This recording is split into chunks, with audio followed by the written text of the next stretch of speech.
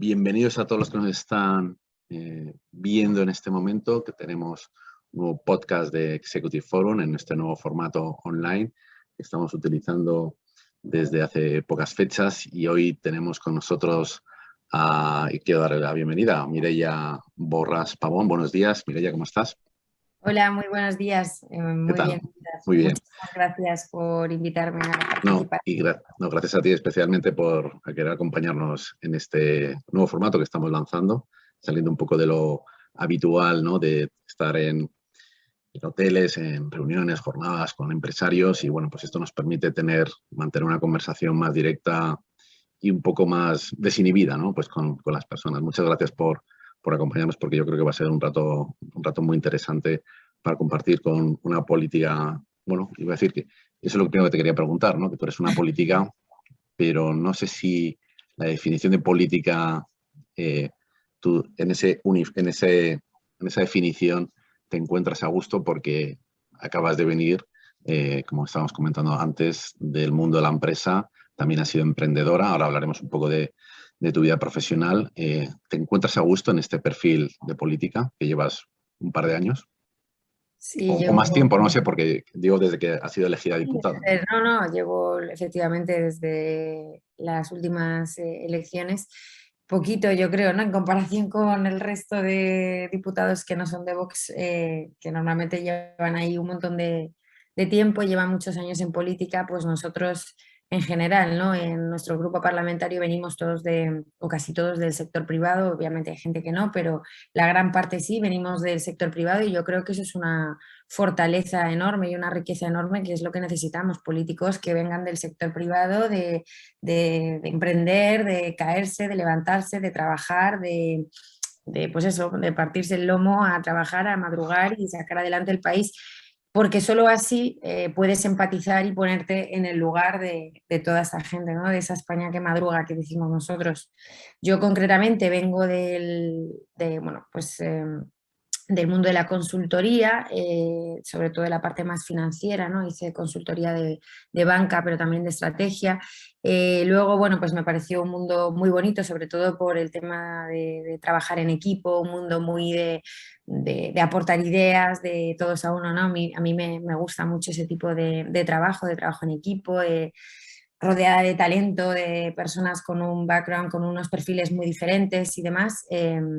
Pero bueno, es verdad que luego me nació ahí la semillita del emprendimiento, y quise saber también lo que es emprender, no solo trabajar para una gran multinacional, sino también pues tú desde cero, empezar además desde cero literal, porque no tuve ningún tipo de ayuda extraordinaria, y fue pues bueno, pues venga, a ver, aprendiendo y tal, y bueno, pues te das cuenta también de lo que cuesta, y del valor que tienen todos esos emprendedores, todas esas personas que se deciden arriesgar e involucrarse en un proyecto desde cero, lo que cuesta y también lo gratificante que es, claro, pero bueno, y entonces dejé el mundo de la consultoría, en el que llevaba bastantes años. Estuve en dos consultoras diferentes, en dos Big Four, en Ernst Young y en KPMG. En Ernst Young estuve en Londres, además, adquiriendo también pues eso, esa visión más internacional quizá, que me encantó.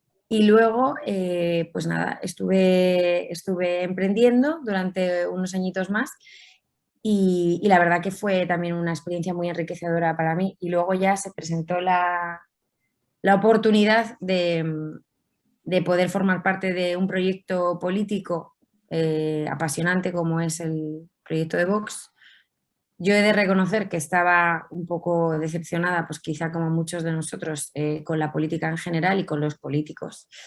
Yo todavía a veces hasta me cuesta cuando me dicen, no, porque tú eres política, digo, no, yo no soy política, yo estoy en política. Yo estoy en política y yo me siento pues como uno más, como un ciudadano más, que está ahí fuera, que ha sido trabajador, que ha sido currante, que ha sido emprendedor, autónomo, etcétera, y que está ahí pues para intentar mejorar las cosas, ¿no? Es un mundo apasionante. Yo me siento muy, vamos, privilegiada de poder ser la voz de tantos españoles, de tantas personas que tienen esa confianza en nosotros, y lo agradezco cada día. Pero es verdad que es un mundo convulso y difícil, ¿no? Sobre todo sabéis desde la postura de Vox que somos, yo creo, prácticamente la única oposición frontal y total y que bueno, que estamos fiscalizando absolutamente todo, que vamos realmente a hacer las cosas bien, ¿no? A trabajar, a dejarnos la piel, no estamos ahí para calentar el sillón, como quizá sí que les pasa a otros políticos que ya se han acomodado. Y entonces es un trabajo apasionante, pero también es intenso y duro muchas veces. Yo a veces digo, trabajo casi más que cuando estaba en consultoría, que en consultoría yo creo que todo el mundo sabe que se trabajan, bueno, echas ahí más horas que, bueno, yo recuerdo de hasta noches y todo, 6 de la mañana y estar ahí en la oficina y la verdad que aquí en Vox puedo decir que en general todo el grupo parlamentario, o sea, trabajamos una barbaridad. Y es lo que tenemos que hacer, ¿eh? Que para eso estamos ahí. Hay una cosa, bueno, iba a comentar tu vida profesional, vamos, que ya la has explicado perfectamente, sobre todo el tema de la consultoría. Yo también, como te decía antes, yo también he trabajado en consultoría. Bueno, son, como acabas de decir tú muy bien, ¿no? Pues que tienen alguna similitud, pero sobre todo una de las cosas que a mí más me llama la atención, si yo, como he trabajado en varias consultoras, si hice una encuesta a todos mis ex compañeros, pues yo creo que no llega al 5% los que se le pasaría por la cabeza meterse en política. Esto estamos de acuerdo, ¿verdad? Que esto es una cosa, porque bueno, el mundo de la empresa es un mundo pues con unas ambiciones muy definido, ¿no? Con una meritocracia, pues con unos objetivos empresariales, con una carrera, ¿no? Siempre es lo que te ofrecen, como siempre también es un sitio temporal con vistas a buscar otra cosa, pero la mayoría de la gente con la que trabaja en consultoría, y me imagino que te habrá pasado a ti, pues el tema de la política, todos tenemos un político dentro, pero no le atraía, ¿no? Entonces, esto es una cosa que a mí, vamos, en tu caso me llama la atención porque no creo que haya mucha gente. Sí que me he encontrado luego políticos que luego pues acaban trabajando en consultoras y tal, ¿no? Pues ya con puestos más institucionales y tal, pero ese camino de consultor y meterse en política, yo creo que eres de las pocas personas que me he Pues encontrado, ¿eh? No sé. yo no conozco, la verdad, a nadie que haya estado, que a lo mejor lo hay, ¿eh? Digo, yo no conozco a ningún político, es verdad, que haya estado en consultoría y más, pues eso, en consultorías en Big Four, con experiencia internacional en Londres, trabajando, no conozco. Es verdad que es un perfil poco habitual, pero insisto, yo creo que es muy positivo porque creo que aporta esa frescura y esa realidad, ¿no? de los que hemos estado ya trabajando fuera y con esa experiencia en el sector privado. Es verdad que no es habitual, pero y yo tampoco me hubiera metido quizá en este fregado, como digo siempre, si no hubiera sido pues porque, bueno, pues porque se te brinda la oportunidad, te lo ponen encima de la mesa, tú estás decepcionada con todo en general, con todo ese sector político, te estás quejando todo el día de los terribles políticos, de que es que hace falta gente preparada, hace falta gente íntegra, hace falta gente con vocación de servicio, hace falta gente que se deje la piel y que luche por su país y por los españoles sin tregua, ¿no? O sea, tú estás todo el día repitiendo esas palabras de decir, jolín, es que en el hemiciclo, ¿no? En el Congreso debería haber este tipo de políticos y gente que de verdad se desviva por su país y tal. Claro, luego llegan y te lo preguntan a ti y ¿qué dices tú? No, no, bueno, pero yo no, es que yo, yo tengo otras aspiraciones y tal, y oye, es legítimo, ¿eh? Pero yo en ese momento tuve esa reflexión de decir, a ver, lo que no puedo hacer es estar quejándome y luego cuando tengo la oportunidad de poder hacer algo por cambiar las cosas, ni siquiera intentarlo, por lo menos voy a intentarlo, si veo que no se me da bien, que no me gusta, que no valgo, que no sirvo, que por lo que sea no debo continuar, pues bueno, pues, pero voy a intentarlo, voy a hacer todo lo que esté en mi mano, todo lo que yo pueda para mejorar este país y la vida de los españoles.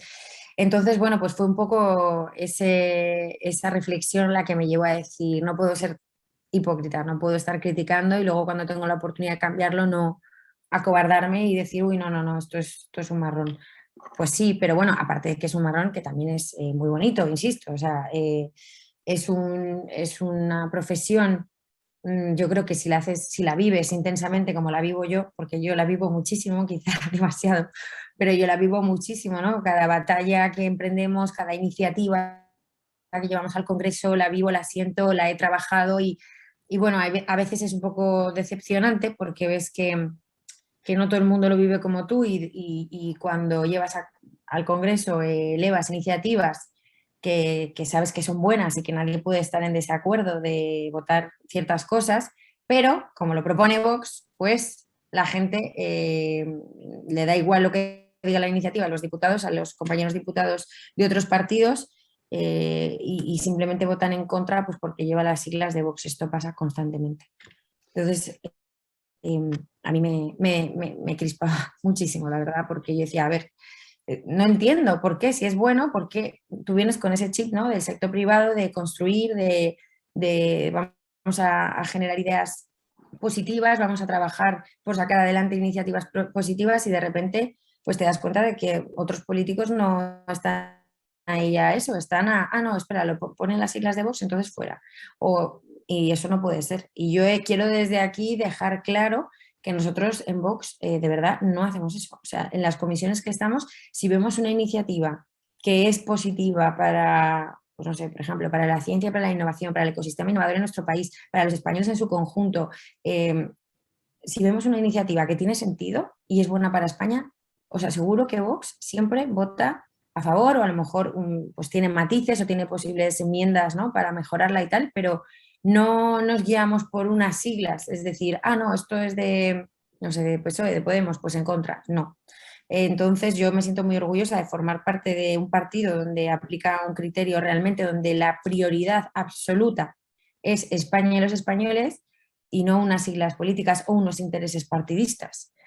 Entonces, bueno, pues sí que es verdad que, pues como en todo en la vida, hay cuestiones que serían muy mejorables y hay veces que sientes esa decepción o frustración en el trabajo, pero también a la vez sientes un enorme orgullo de poder representar a tu país y a, como he dicho, miles de españoles que tienen todas las confianzas depositadas en ti y que encima te lo dicen cuando te ven por la calle o te paran, te dan las gracias y te dicen bueno, que menos mal que estamos, menos mal que estáis, porque, o sea, que sienten un enorme orgullo y como diría, como esperanza, ¿no? De decir, menos mal que alguien en el Congreso está hablando y diciendo las cosas que tantas personas pensamos.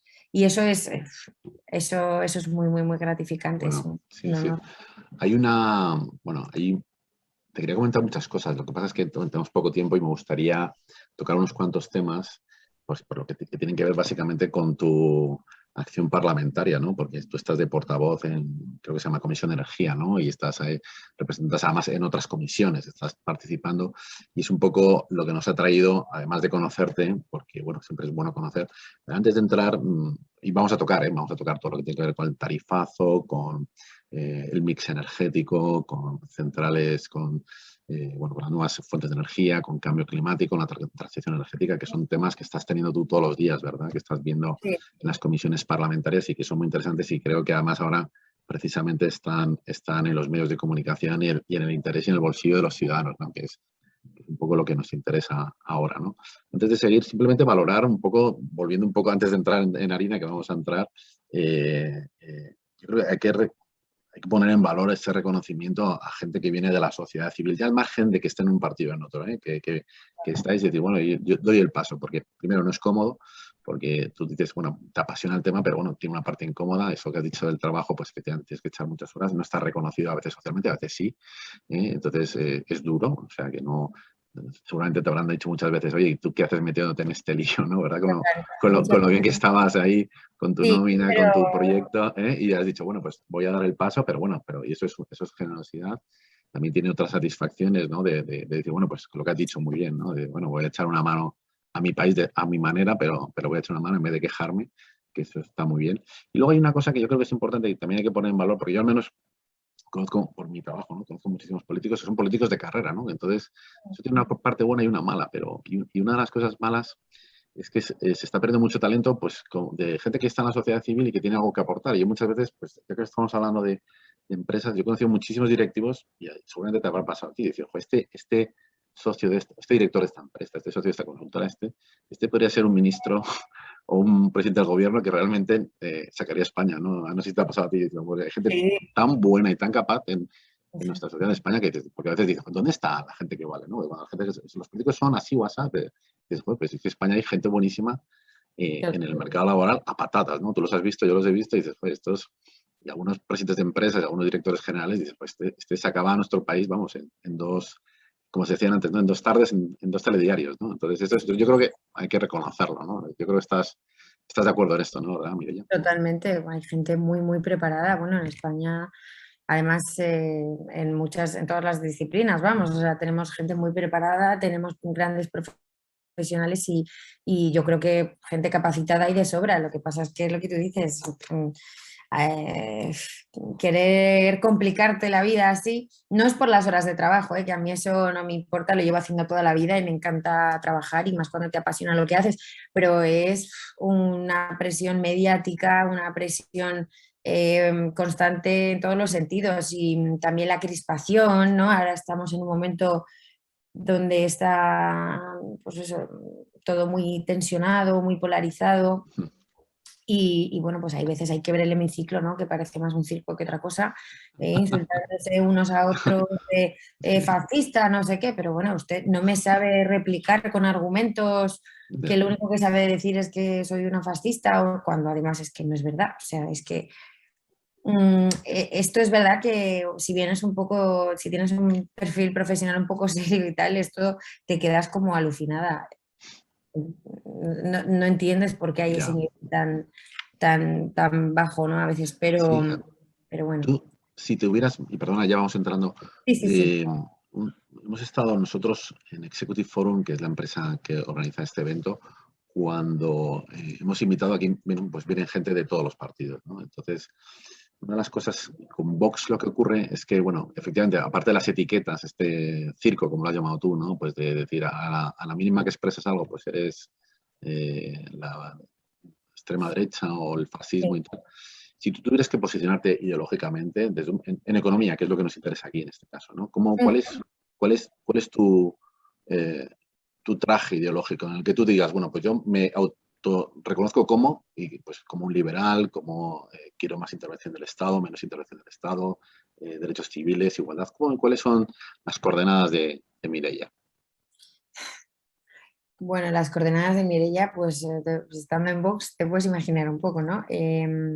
Sí que, a ver, yo soy economista también, entonces yo sí que creo en la eficiencia del mercado y creo que donde más se genera, digamos, esa riqueza es en la eficiencia en sí misma del mercado.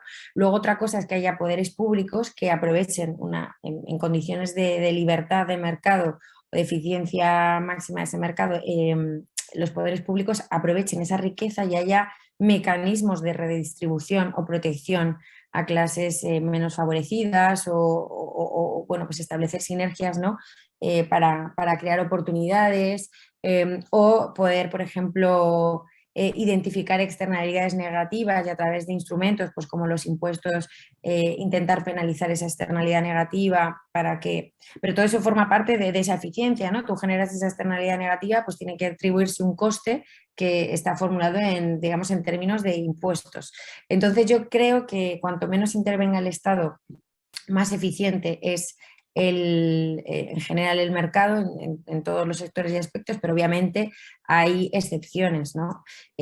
También creo que sí que es verdad que no todo es la eficiencia es muy importante y creo, como he dicho, que es el mejor mecanismo para generar riqueza, pero también hay que garantizar siempre digamos, un bienestar, ¿no? Un estado de bienestar y quizá pues por diferentes circunstancias pues algunas personas o colectivos no pueden llegar a ellos y por supuesto que el Estado tiene que ocuparse y facilitar pues que estas personas puedan tener un mínimo de calidad de vida y demás. Pero desde luego no apoyo un Estado basado en la subvención, un Estado basado en la mediocridad, donde se premie al que no trabaja, al que no se esfuerza, al que no arriesga, ¿no? O sea, al revés, yo creo que hay que establecer los estímulos y los mecanismos suficientes pues, para que la gente quiera emprender, quiera estudiar, quiera trabajar, pero claro, para eso pues tienes que salir de tu formación universitaria y tener unas oportunidades laborales dignas.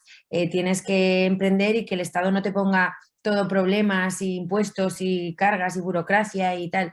Entonces, sí que creo que obviamente el Estado lo que tiene que preocuparse es de facilitar y luego a partir de ahí los diferentes agentes van encajando, ¿no?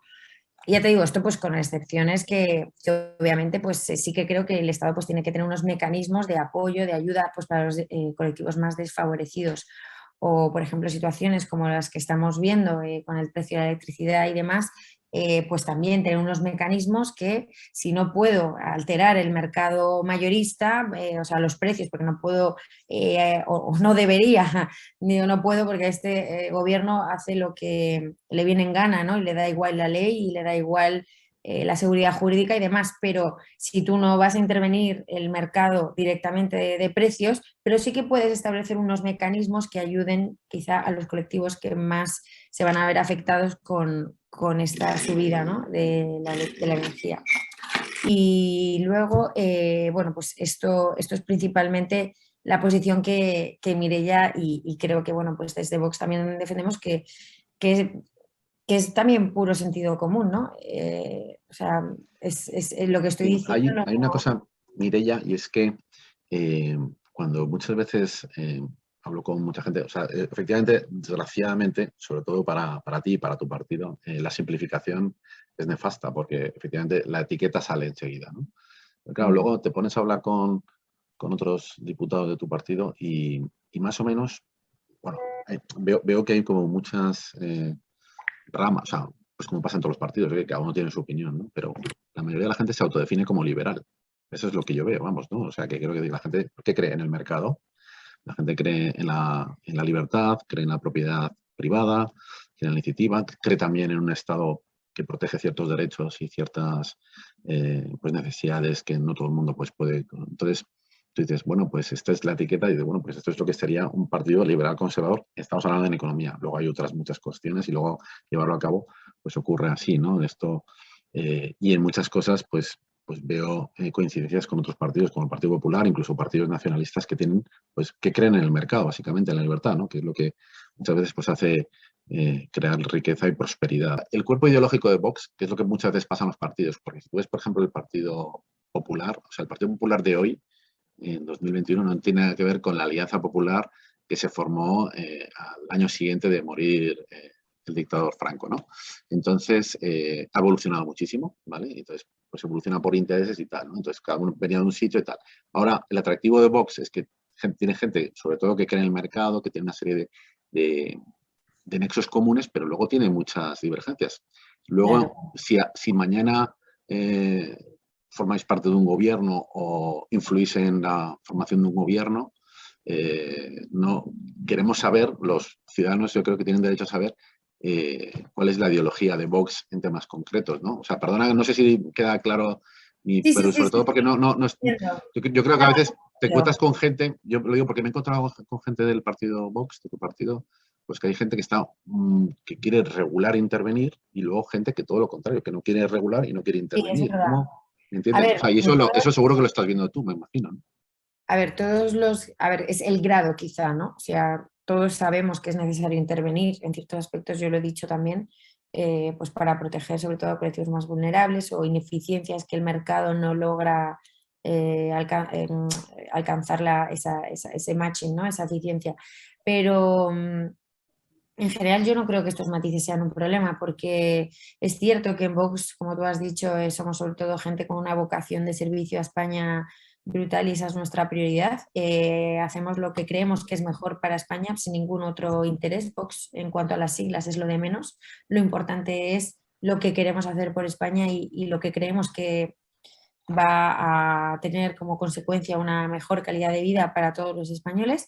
Entonces, yo creo que estas diferencias son normales, pues porque no podemos estar absolutamente todos de acuerdo en cómo vemos las cosas desde la A a la Z, ¿no? Todos tenemos nuestros matices, pero sí que veo una clara unidad en cuanto a valores como la libertad. Es decir, cuando se presenta un nuevo tema X, me da igual, ¿cuál es la base? Libertad, que las personas puedan elegir, pues por ejemplo, esta pandemia, ¿no? Que estamos viviendo, que nadie se podría imaginar cuál es la postura oficial respecto a tal. Pues, Libertad, libertad, que la Libertad. gente pueda decidir en libertad, que nadie mejor que las familias saben que es lo mejor para sus hijos. El Estado no tiene que venir a decir y a imponer lo que tiene que hacer la familia. Las familias tienen que poder decidir en libertad lo que es mejor para sus hijos.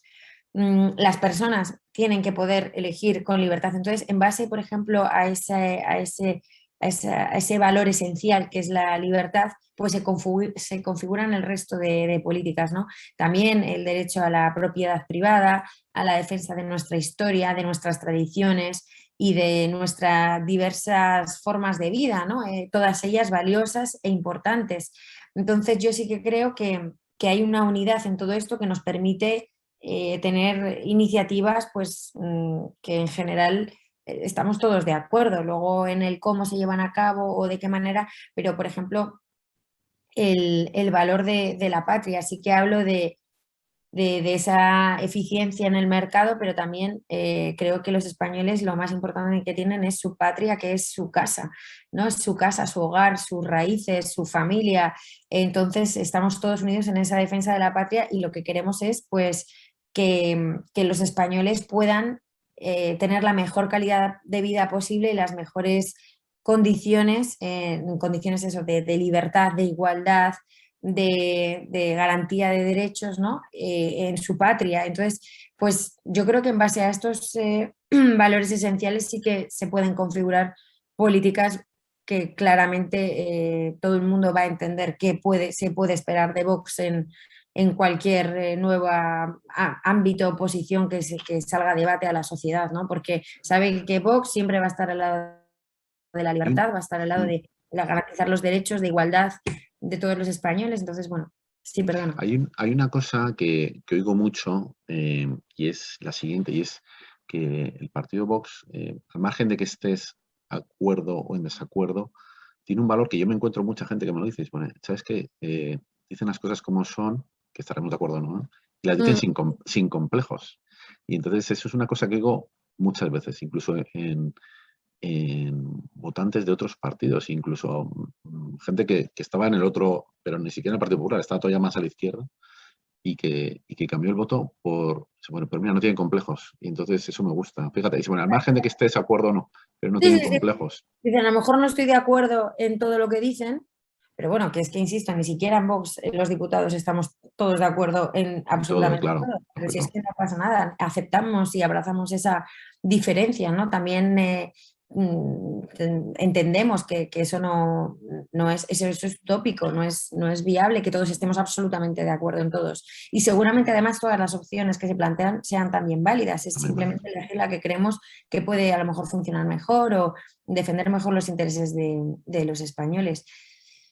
Vamos ya más o menos por la mitad Mm. de este coloquio que está siendo muy interesante. Y ahora, yo, si te parece, bueno, después de haber hecho esta presentación, yo creo que ya que nos ha servido un poco para situarnos quién es Sí, Mireia Borràs y en qué.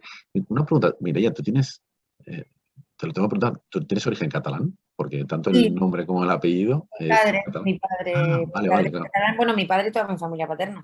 Todo- Y Vale, sí, vale, sí, vale. muy, O muy sea, catalán. pero que has nacido en Madrid o has He nacido nacido en allí. Madrid, sí, sí, Vale, sí, pero siempre me ha vale. encantado además Cataluña, Barcelona, era del Barça. Y ya la verdad que últimamente mm, me ha Bueno, decepcionado un esto poco, ¿no? nos A ver, daría, esto yo creo que nos daría para otra conversación, la otra, sí, sí. pero como ahora nos queremos centrar Mi en lo que hermano vive realmente. ahí también, Ah, tengo muchos amigos en Barcelona. Sí, sí, pero no, yo soy madrileña, ¿eh? eres Pero madrileña, sí, sí. No, ya, pero tanto, yo creo que 2 de cada 3 Mireillas o son de origen catalán, o han nacido en Cataluña o son de origen catalán. Y ya sí, Borràs también, o sea que. Muy bien, mira, vamos a hablar, bueno, del otro tema, el otro tema que estás llevando tú, sobre todo, uno de los grandes temas, porque tienes varios negociados, si me permites, es el sí, tema de la energía, es un tema que está, bueno, pues este último mes ha sido tremendo en cuanto a medios de comunicación y podemos hablar de muchos temas que yo lo que he hecho ha sido una cosa que te he compartido antes y que la vamos a ver ahora, que es, vamos a ver, lo tengo por aquí, estoy compartiendo la pantalla para que lo veas, ¿lo ves? ¿Lo puedes ver ahora? sí, ahora. Sí, vale. Y entonces vamos a comentarlo, espera, voy a poner aquí a máximo para que se vea bien, que ocupe toda la pantalla. Tenemos como varias noticias que han salido en medios de comunicación recientemente y nos sirven para un poco abrir el diálogo contigo y que nos des tu opinión. Que si luego tú quieres decir, oye, no te olvides de este tema, pues también me lo comentas, ¿no? Vale. Estamos ahora hablando de este tema de la tarifa. Yo el otro día vi tu intervención de hace unas fechas en la comisión parlamentaria sobre este tema y lo podrás decir si estás de acuerdo o no, pero de verdad que lo defines con mucha pasión y eso siempre se agradece en un político, ¿eh? Aquí este titular que te dice que la locura del precio de la luz solamente interesa en España, y por qué al resto de los países de la Unión Europea no les importa que suba, y dice que es un tema que los medios de comunicación de otros países de nuestro entorno más directo no están preocupados por esto. ¿Qué pensamiento te trae a ti? Bueno, me trae el pensamiento de que efectivamente en España somos el único país de la Unión Europea que tiene la tarifa de la luz ligada o sea, no todos los contratos, pero una parte de sus contratos, creo que son 11 millones de contratos aproximadamente, no, perdón, un 11% de la demanda, que son como 20 y tantos millones de contratos, están ligados al precio spot, que es la tarifa regulada. Entonces, el resto de países no lo tienen así.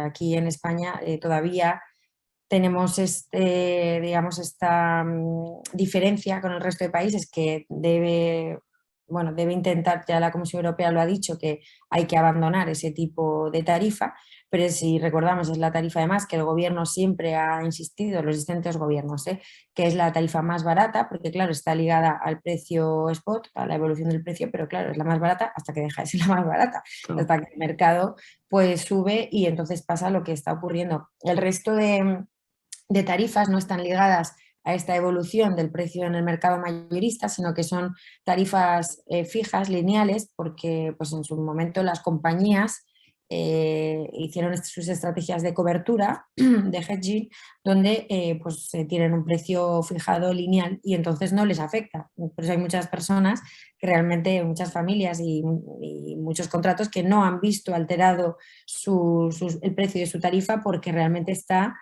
ligado a un precio lineal fijado que está ya establecido desde el año pasado. Solamente aquellas que tienen indexada su tarifa al precio spot, al precio diario del mercado mayorista, son aquellas que van a ver cómo su factura pues sí que ha incrementado tremendamente, que lamentablemente suelen ser pues pequeñas y medianas empresas, hogares quizá más vulnerables, porque no sé, por ejemplo, me lo invento, un Telefónica no va a tener ligada su factura a un precio diario. Ellos tienen obviamente ligado su factura a contratos ya establecidos y con, digamos, una fórmula lineal, ¿no? Entonces, bueno, eso lamentablemente es verdad que este tipo de contratos suelen recaer quizá en consumidores a veces más vulnerables. En cuanto al resto de países, pues no tienen esta fórmula, ¿no? Me imagino que habréis visto titulares, por ejemplo, muy alarmantes como el de Reino Unido, ¿no? Que subía el megavatio hora Sí. a 3.000 euros, tal. Bueno, pues todo esto obviamente no ha tenido una repercusión directa en la factura de los consumidores y de los hogares. Sí que ha tenido en las comercializadoras, que es verdad que están ahora mismo pasando un Claro. momento muy malo y están en la quiebra, muchas de ellas en Reino Unido, pero los hogares no lo ha tenido porque ellos tienen esa tarifa fijada de... Cerrada. Ujú. Exacto, Claro. es por eso, fundamentalmente. Y entonces, en tu opinión, esto es lo que se debería sacar, ¿no? O sea, sacar este factor de riesgo, de volatilidad a todas estas Bueno, no pequeñas sé si se empresas. debería de sacar, creo que es una decisión, es decir, no tengo por qué tampoco comprar menos riesgo a más caro, porque es verdad que si el día de mañana, por lo que sea, la factura baja muchísimo y roza, imagínate, el precio del mercado mayorista cero, incluso hay momentos que es así por el tema de las renovables, por la generación renovable, pues a lo mejor yo prefiero asumir ese riesgo y pagar más y luego pagar menos. Es una decisión. Exacto.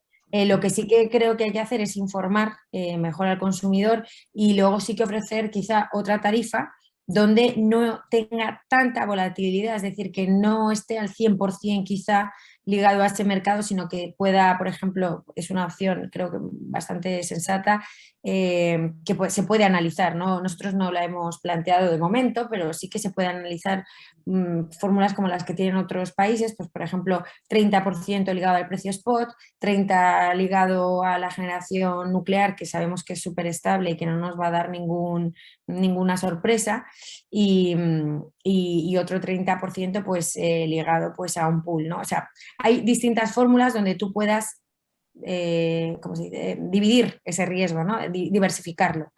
Entonces, bueno, pues son fórmulas que se hacen. Lo que está claro es que, pues, los que tienen que anticipar esto no son los ciudadanos, es decir, es una política energética sensata. Si tú sabes como gobierno que tú tienes una tarifa o un porcentaje de tu demanda ligado a una tarifa que depende del precio spot y sabes que el precio en el mercado mayorista, precio spot es precio diario, ¿no? Que es el precio que marca el mercado mayorista. Si tú sabes que el precio en el mercado mayorista, debido a tus políticas energéticas basadas en una estrategia de descarbonización que impone impuestos a las tecnologías emisoras, como es el gas o el carbón, y sabes que esa tecnología va a ser la última que casi la que fija el precio, pues entonces deberías de anticipar que eso va a tener una repercusión directa en miles de facturas de la luz de hogares y pequeñas y medianas empresas. Sí, ¿Me sí. entiendes? Entonces, Sí, sí. creo que ahí es donde está precisamente la política energética que deberíamos estar viendo mucho más previsora, mucho más anticipada, y no esta política energética que, aparte de estar condicionada por una ideología constante y un sectarismo terrible, por ejemplo, en contra de las nucleares como estamos viendo, es una política energética que no se anticipa y que no sabe proteger al consumidor, porque le ha dejado vendido, por así decirlo, a una política energética que ya sabían que ellos con la exigencia de ese mayor encarecimiento o ambición en los derechos de emisión de CO2 iba a repercutir negativamente, o sea, iba a encarecer el precio de la energía. Esto Vox sí que lo dijo cuando se planteó una enmienda a la totalidad que defendía en el Congreso, en el Pleno, a la ley de cambio climático. Lo dijimos, esto va a tener una repercusión directa en la factura que pagan todos los españoles, que van a ver encarecida su factura. Pero es que era de cajón, era de cajón. Ellos decían que no, que con la penetración de renovables vamos a lograr disminuir la factura. Bueno, eso será a medio y largo plazo. Las consecuencias más directas van a ser estas, porque las renovables están muy bien, pero están muy bien entendiendo hasta dónde pueden llegar, entendiendo los retos que plantean y las limitaciones que tienen, como que no se puede almacenar la energía que proviene de las fuentes renovables. Entonces, como no las puedes almacenar y son intermitentes, porque depende de cuándo sople el viento o cuando haya sol, pues claro, de repente te encuentras que si, como en un Filomena, por ejemplo, ¿qué pasó en Filomena? Placas solares totalmente cubiertas por la nieve, no había viento, no hay renovable prácticamente, pues a quemar carbón y gas e importar gas, vamos, de otros países encima, porque nosotros, pues como hemos cerrado prácticamente nuestras centrales de carbón, y entonces eso que hace que obviamente los precios se disparen una barbaridad, porque dependemos de una energía en la que la propia Unión Europea, e incluido nuestro gobierno, el gobierno de la nación, que es el primero que está ahí diciendo más exigencia, más ambición para los precios de derechos de emisión de CO2, hay que ser más exigentes y encarecer los derechos de emisión de CO2, o sea, vamos, limitar la disponibilidad de derechos de emisión con la consecuencia directa de que aún incremente el precio, es el gobierno el que está exigiendo que esos derechos de emisión se encarezcan.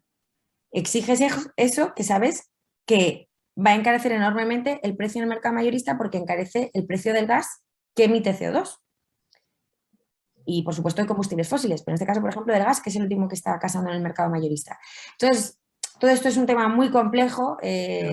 Yo a veces me encantaría tener mucho tiempo para poder explicarlo bien, porque hay muchas aristas, muchos factores, hay que entender muy bien cómo funcionan los precios del mercado mayorista, que no es un mercado normal, no cuando dicen, te venden mortadela a precio de percebes. Bueno, sí, pero no es exactamente así. Realmente es un mercado muy eficiente, donde te permite competir en costes variables solamente y por lo tanto ser mucho más eficiente e impedir, por ejemplo, el poder de mercado de las empresas.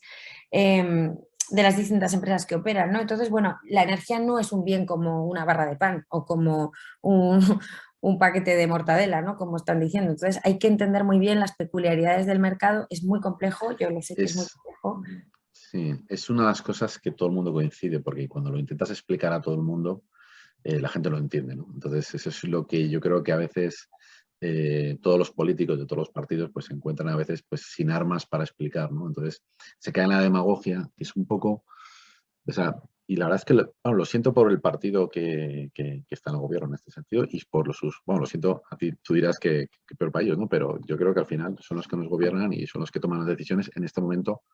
En el pasado había otros, en el futuro habrá otros, pero bueno, en su momento se hincharon con, bueno, el tema es muy fácil, sobre todo el partido que está en coalición, ¿no? Eh, cada vez que subía la luz se lo reprochaban al partido, al gobierno de Rajoy, y ahora que han llegado aquí se han encontrado con el tomate y entonces la solución es el hachazo. Entonces, claro, cuando metes el hachazo, pues entonces el hachazo es por la parte que menos duele electoralmente, que es la compañía eléctrica, ¿no? Entonces, esto es una de las cosas que también te quería enseñar ahora, que bueno, yo creo que antes lo has visto, pero que lo vemos aquí en el caso de, a ver si lo consigo ver, en el caso de o sea, estas declaraciones que dice el presidente de unas de las dos principales compañías eléctricas y, bueno, y energéticas de España, que es Ignacio Sánchez Galán, que es el presidente del Grupo Iberdrola.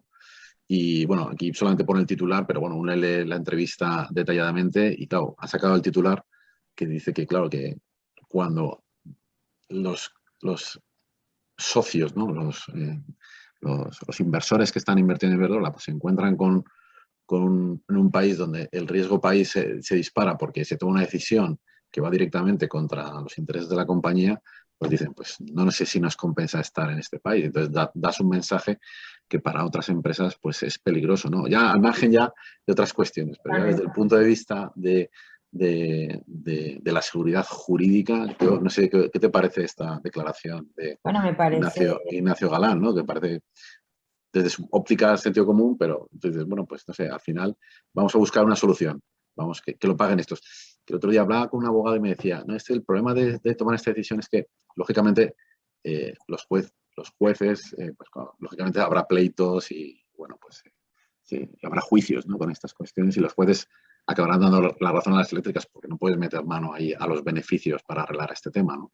Pero claro, ya habrán pasado años, ¿no? Entonces dice, bueno, pues cuando se arregle el problema, pues entonces no, a lo mejor los que están gobernando ahora ya no están, ¿no? Entonces ya que das una patada hacia adelante, ¿no? ¿Cuál es tu valoración sobre este tema? Luego vamos a entrar en otros temas del carbón, el gas, el nuclear, esto nos va a dar tiempo, aunque no tenemos mucho, pero esta cuestión en concreto de bueno, la no, seguridad no, jurídica, es ¿tú así, qué opinas?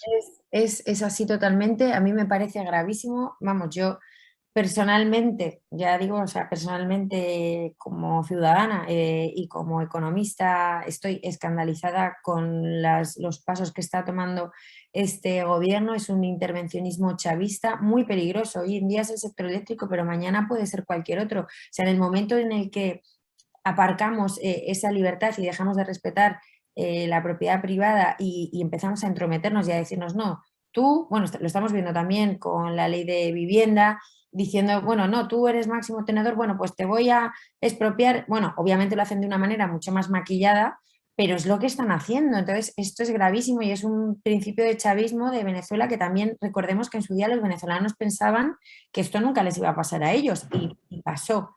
Entonces, no puede haber medias tintas, tiene que haber una posición frontal y absoluta ante este tipo de medidas intervencionistas que, como digo, hoy es contra el sector eléctrico, pero mañana puede ser con cualquier otro sector que se les ponga por delante.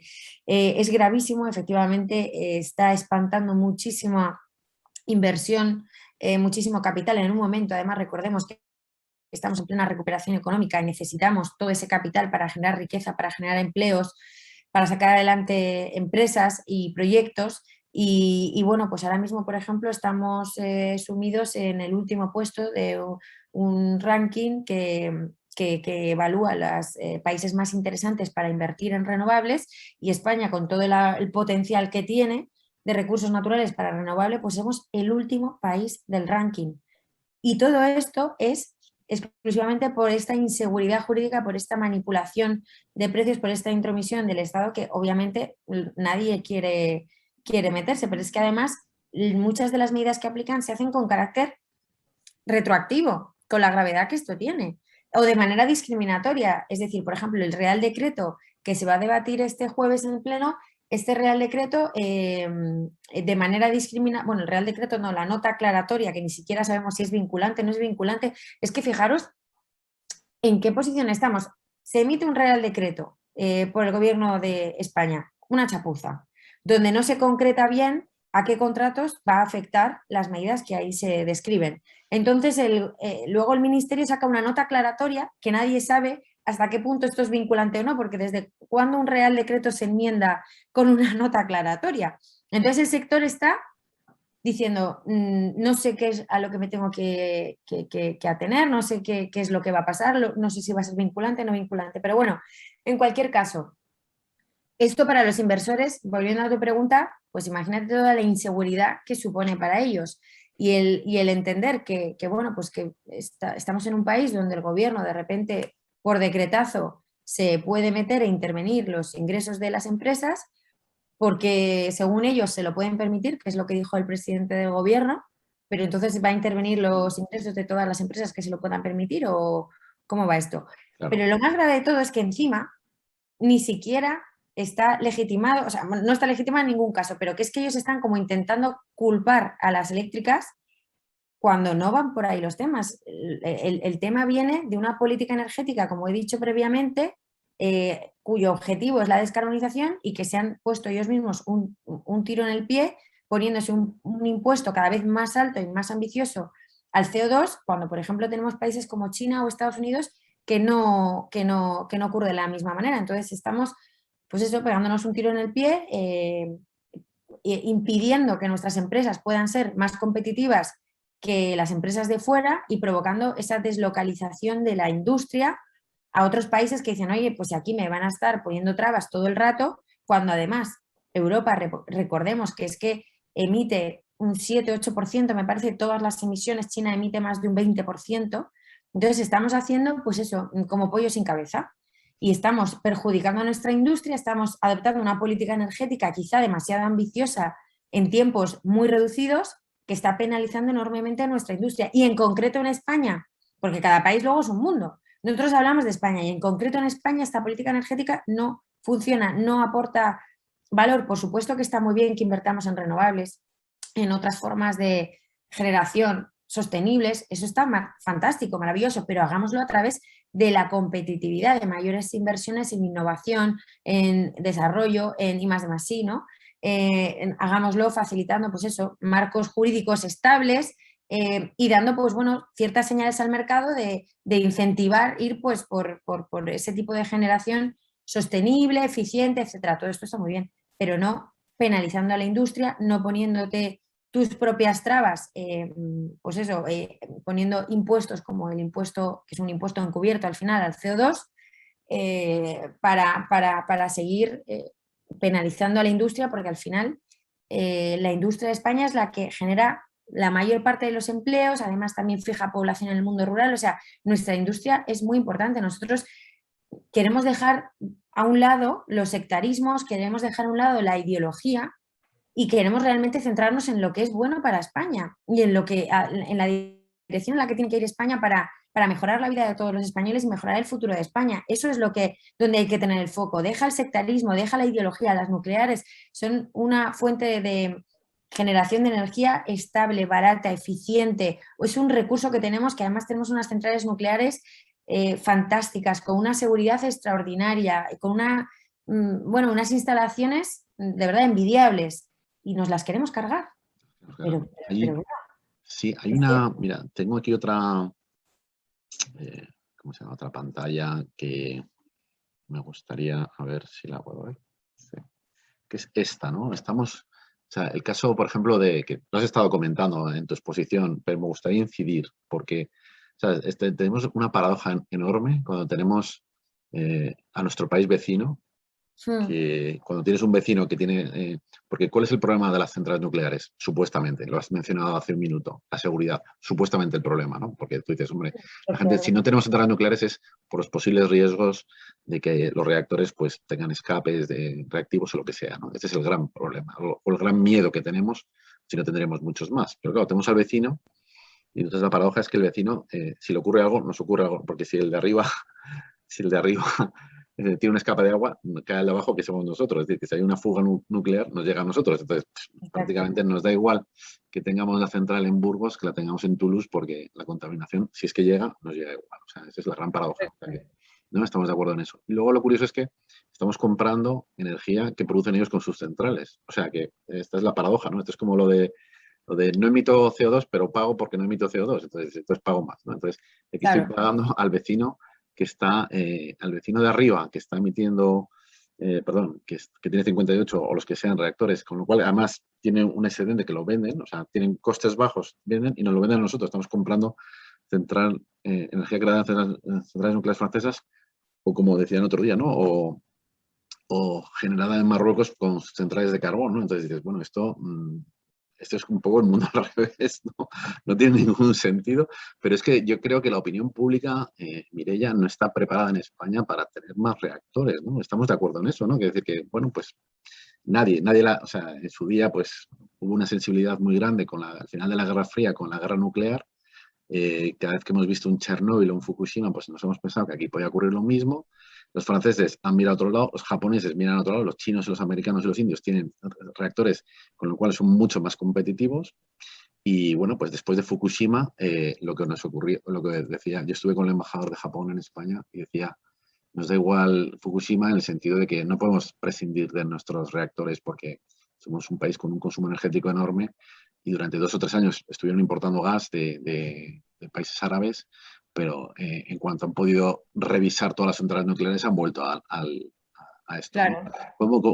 ¿Cómo es? O sea, cómo realmente, pero es un tema de, yo creo que los políticos, no sé vuestro caso, ¿no? Pero han tenido miedo durante muchos años de decir, bueno, pues a ver, vamos a abrir 15 centrales nucleares, pero claro, si simplemente los residuos nucleares son un dolor de cabeza para el político de turno, ¿eh? Mm. Pues que el otro día veía que tú decías, pero si esto acaba en una piscina, en un campo de fútbol, ¿no? Decías algo así, ¿no? Sí, No cabe, pero en un es un problema menor, pero a nuestro bolsillo sí que nos está haciendo daño, ¿no? ¿Cómo, pero, cómo, cómo pero arreglas esto, Mireia, este tema? en un campo de fútbol de 15 metros, todos los consumos a lo largo de toda la vida jamás producidos de toda la Unión O sea, Europea. una superficie ridícula, claro. Toda la Unión Europea, no de España. Los de España Ya, ya. dije que cabían en la piscina de Irene Montero. Pero tiene mala prensa, tienes que admitirlo, Mireia. Esto No, no. tiene muy mala prensa, estoy totalmente de acuerdo y es una lástima, pero creo que bueno, se está intentando revertir y explicar, pero de nuevo, son asuntos también más complejos, quizá más técnicos y la gente tampoco tiene tanto interés a lo mejor en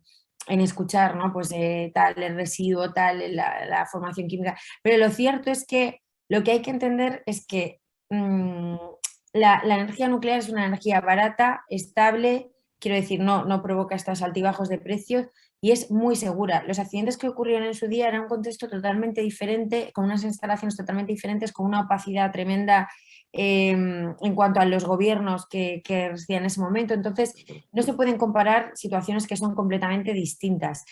Más allá de eso, obviamente, pues cualquier accidente puede ocurrir, pero es que tú lo has dicho antes, tenemos nuestro vecino en Francia, que si hubiera algún accidente tipo, por ejemplo, no sé, un movimiento sísmico, etcétera, estaríamos también perjudicados por esto, porque al final Francia es que es nuestro vecino directo, está aquí al lado. Entonces hay que mirar las cosas con perspectiva y luego entender que todo en la vida tiene un riesgo, ¿no? Y en cuanto al tema de los residuos, el tema de los residuos no es tanto quebradero de cabeza en cuanto a que están, bueno, pues eso, son mínimos, esos los residuos que se producen, ya te he comentado, que toda la Unión Europea, fíjate, caben en un campo de 15 metros, pero además es que gracias a la ciencia y a la innovación y a los avances tecnológicos, y de nuevo esto retomo lo que he dicho antes, lo que hay que hacer es invertir más en toda esa innovación que va a facilitar que encontremos soluciones a grandes retos que ahora mismo nos estamos enfrentando de cualquier índole. Pues gracias a ese avance tecnológico ya tenemos tecnología que es capaz de reciclar la gran parte de esos recursos para convertirlos en energía nueva. Entonces, pues imagínate si te cargas la nuclear porque dices, uy, no, estos residuos tal, pues al final lo que haces es que estás limitando tu capacidad de producir nueva energía, te estás de nuevo pegando otro tiro en el pie. otro tiro en el otro pie, diciendo, pero tú tienes unos recursos disponibles que ya quisieran muchos países tener las instalaciones nucleares que nosotros tenemos y las voy a cerrar, no, porque claro, por los residuos, porque si contamina tal. No, lo primero, el tratamiento de los residuos se realiza de una manera súper escrupulosa y segura. Y lo segundo, que es que encima esos residuos pueden servir el día de mañana para generar, bueno, el día de hoy ya, pero es una tecnología incipiente, es cierto, pero el día de mañana seguramente vayan a servir para generar nueva energía. Entonces, yo creo que hay que dejar a la ciencia continuar, hay que seguir apostando muchísimo por la ciencia, por la innovación, por el desarrollo tecnológico, porque es lo que nos va a dar la solución a muchos de los retos que actualmente no tenemos muy claro cómo tenemos que afrontar, ¿no? Y yo creo que esa es la clave, e insisto, y dejar de ideologizar y decir, no, pues esta tecnología es mala, esta tecnología es buena, no hay tecnologías buenas ni malas. Hay tecnologías existentes, deben de competir libremente, vuelvo a ese valor esencial que hemos comentado, la libertad, deben de poder competir libremente y que la más eficiente se imponga. Si las renovables son las más eficientes, pues se impondrán las renovables. Lo que tú no puedes hacer es imponer porque sí, porque te crees el más sabio del mundo entero, que las renovables es la panacea o el coche eléctrico es la panacea. Pues no, pues a lo mejor como político, aunque seas ministro, estás equivocado y realmente lo que tú te creías que iba a ser la panacea resulta que no lo es, porque resulta que aparecen otros competidores en el mercado que son todavía más eficientes que un eléctrico o se acopla mejor en el tipo de sociedad que tenemos actualmente. O a lo mejor sí, o a lo mejor, pero lo que te quiero decir es que no tiene que ser el sectarismo, la ideología, lo que imponga cuál es la solución más eficiente. ¿Quién tiene todo el conocimiento? El mercado, la ciudadanía, el pueblo, las empresas, los agentes económicos. Son ellos los que determinan mediante sus actuaciones qué es lo que quieren y lo que no. No un gobierno que impone por ley la tecnología que es la buena y la tecnología que es la mala o la ganadora y la perdedora. Entonces, en este sentido, por ejemplo, las renovables, por supuesto que son una gran oportunidad, pero no creemos que haya que imponerlas como se pretende hacer con la ley de cambio climático, que por eso presentamos en la ley, o sea, en la enmienda a la totalidad, entre otras cuestiones también, pero porque pretende imponer, digamos, un mix energético que aparte de que sabemos que va a empobrecer enormemente al país, y ya lo estamos viendo, pues es ese totalitarismo de, pues, porque yo lo digo, porque estas energías tienen que ser las ganadoras y estas tienen que ser las perdedoras. Ellos reparten el pastel y se creen que son los pitonisos que pueden ver el futuro, la energía o sea, el tipo de tecnología que va a ser más eficiente para producir energía. Pues oiga, deje usted al mercado que decida. No imponga usted lo que ideológicamente, y esto es lo que está ocurriendo a día de hoy, que estamos viendo una política energética masivamente intervenida, sectarizada e ideologizada. Y esto está teniendo unas consecuencias directas, que es este incremento terrible de la factura eléctrica. Si no tuviéramos una política energética tremendamente ideologizada, no estaríamos seguramente en esta situación. Bueno, tienes un planteamiento muy liberal, que lo hemos comentado antes, sobre todo basado en la sabiduría del mercado, ¿no? Esto es todo un poco Sí, lo que entendiendo, decía. claro, porque el feedback a esto muchas veces es bueno, pero hay que poner límites, no todo vale. No, no, a ver, no todo vale. Tú puedes incluso poner, exacto, un marco estable donde digas, oye, ¿a dónde quiero ir? Quiero incentivar tecnologías eficientes y sostenibles. Bien, pues voy a poner incentivos a que haya más actividad económica en esa dirección. Fenomenal, pues pueden ser incentivos fiscales, pueden ser promover más subastas, pueden ser hay muchas fórmulas, pero no penalizar enormemente como se está haciendo. Por ejemplo, cuando tenemos una dependencia, es que hay que entender en la realidad energética que tenemos en este país. Cuando tienes una dependencia enorme, cuando tu industria depende enormemente también de la energía, de los hidrocarburos, tú no puedes de repente pretender que de la noche a la mañana prescindamos de ellos. Tiene que haber una transición sostenida y tú en esa transición obviamente puedes incentivar hacia donde tú quieres llegar, pero no debes de penalizar de forma tan brusca y tan perjudicial para la economía en su conjunto pues eso, con imposiciones ideológicas de esta tecnología sí, esta tecnología no. Oiga, no, usted si quiere fomente las tecnologías que se consideran deseables por ser sostenibles y por ser eficientes, pero es que en este caso, por ejemplo, aquí ¿cuál es el objetivo? No emitir CO2. La nuclear no emite CO2 e igualmente la están atacando. Es la paradoja, sí, de la nuclear. No, Hay una no. cosa, Mireia, porque yo creo que estamos en el límite de tiempo, pero si me permites, una Sí, última cuestión, y me gustaría también compartirla con las personas que nos van a ver en este vídeo. Vamos a ver si lo consigo. Que es, bueno, son dos cosas, dos noticias que tienen que ver con lo mismo, ¿no? Con el tema del gas, sí, como se dice ahora, ¿no? The winter is coming, el invierno se acerca, ya, estamos un poco asustados ya todos, ¿no? no me Porque extraña. tenemos, entonces hay dos noticias, una de expansión que dice que el gobierno está asustado también, ¿no? Porque por el tema del suministro de gas, e incluso otra noticia que nos dice que el gobierno exige a Naturgy gas barato este invierno a cambio del favor de la OPA, el famoso gobierno, para los que no sepan, pues evitó, ¿no?, que entraran unos inversores por un tema de proteger bueno, pues la españolidad, ¿no?, por así decirlo, ¿no? Creo que era el tema, ¿no? Entonces, para que no entraran.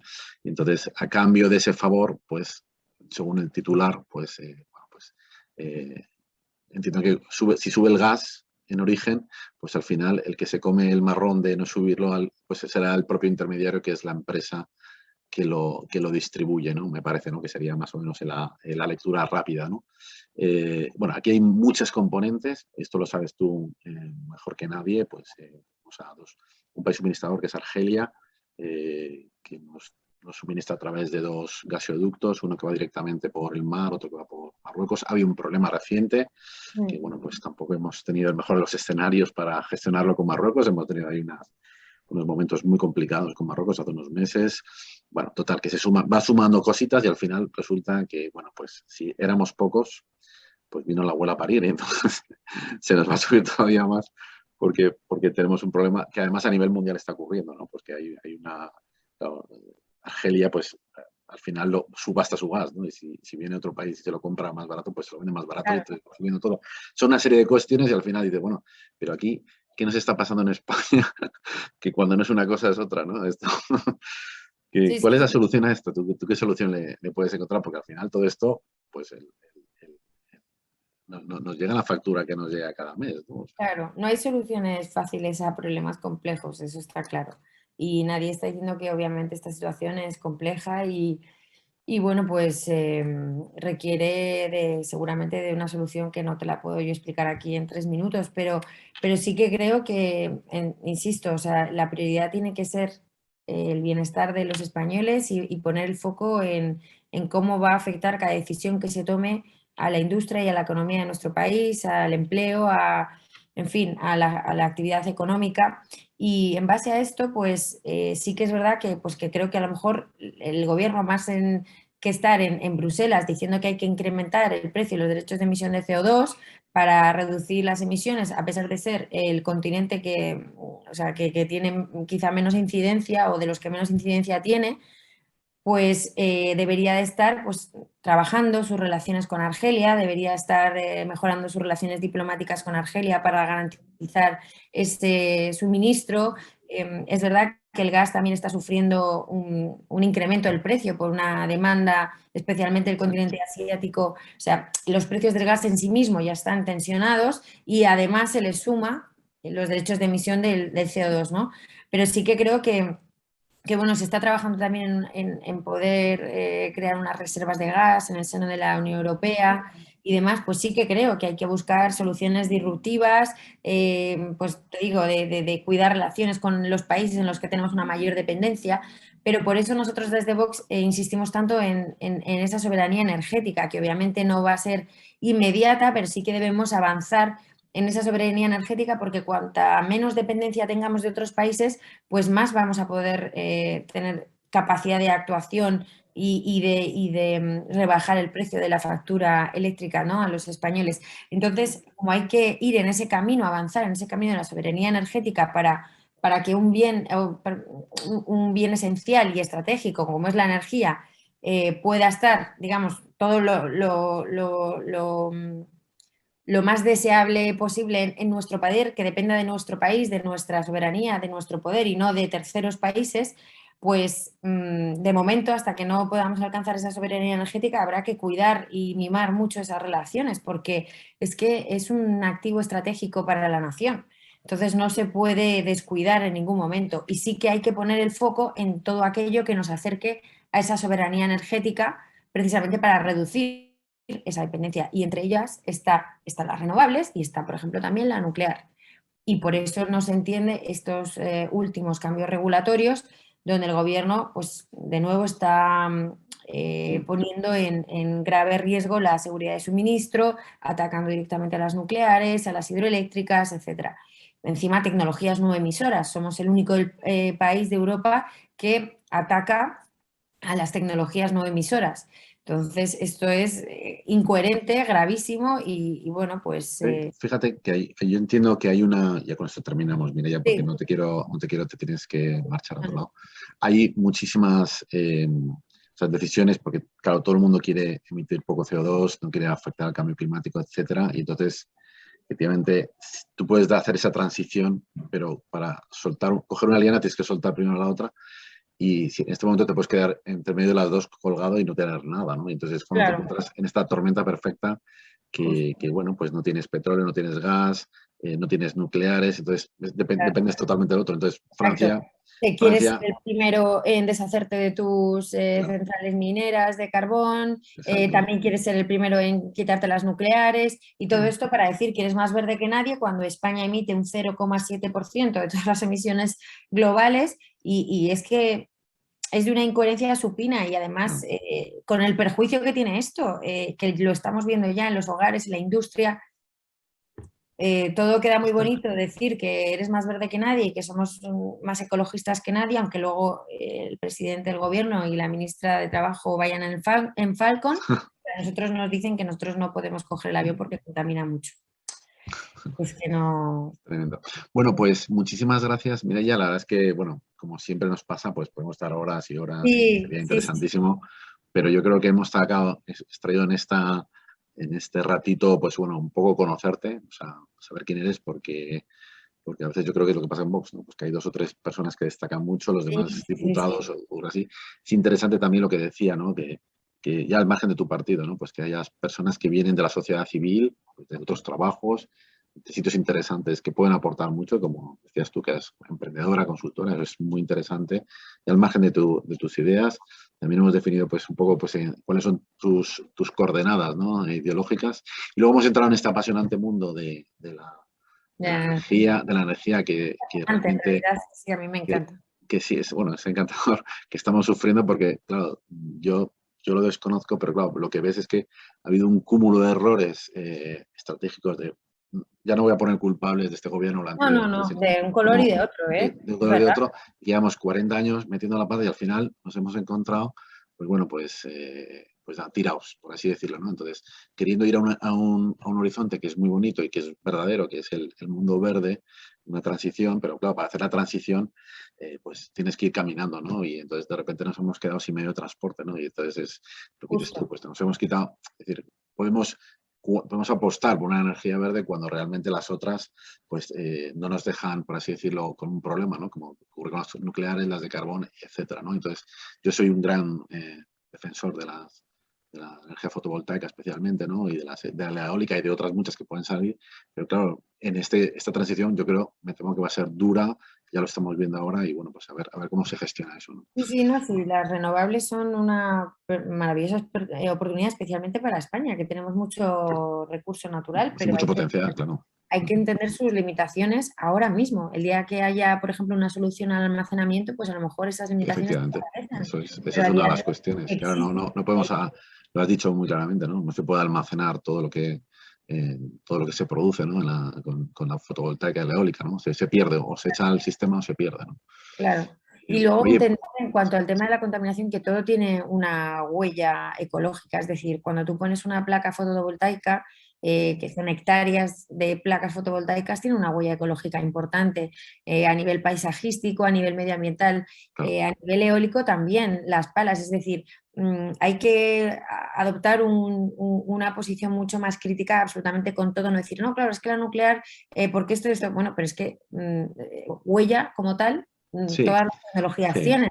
eso Y luego es. incluso, o el propio coche eléctrico, El propio coche eléctrico, el producirlo, coche efectivamente eléctrico deja una huella. la batería en China, del país que más contamina, que más emite, eso da igual en la región del mundo en el que tú contamines, la contaminación es global. Es global, Entonces, efectivamente, sí. no podemos caer en la hipocresía y en el cinismo de decir, ah, bueno, no, yo llevo un eléctrico porque no contamina. Bueno, no contamina en el tubo de escape, ha contaminado en toda su fabricación En toda la cadena de enormemente. producción. Bien, entonces hay que ser un poco coherentes con todo y entender bien el big picture que se llama, ¿no? O sea, todo el mapa completo. Y en base a eso, pues, insisto, tomar las mejores decisiones para España y para los españoles. Vale, muchísimas gracias por estar con nosotros Muchas gracias. y nada, Espero poder mucha suerte. vernos presencialmente pronto. Muy bien, pues muchísimas gracias, Mireia. Hasta luego. Adiós, César. Gracias. Chao.